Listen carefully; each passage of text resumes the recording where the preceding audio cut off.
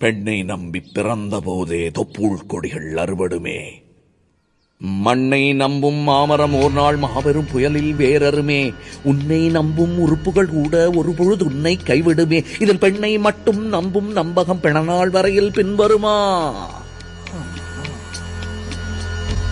கவிதை நல்லா இருக்கு. நீங்க எழுதினதா? நான் எழுத வேண்டியதில்லை, சொன்னாலே வரும்.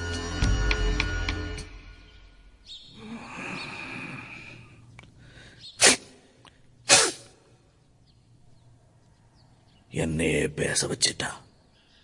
பேச்சு கொடுத்து கவனத்தை கலைக்கிறா பசப்பி. சுமத்து, நான் இங்க வந்ததே என் தப்பு. உன்னை இங்க கூட்டிட்டு வந்தது அதை விட பெரிய தப்பு. வாபரம் அண்ணன் தம்பி இப்படிதான் பேசிக்கணும். சரி.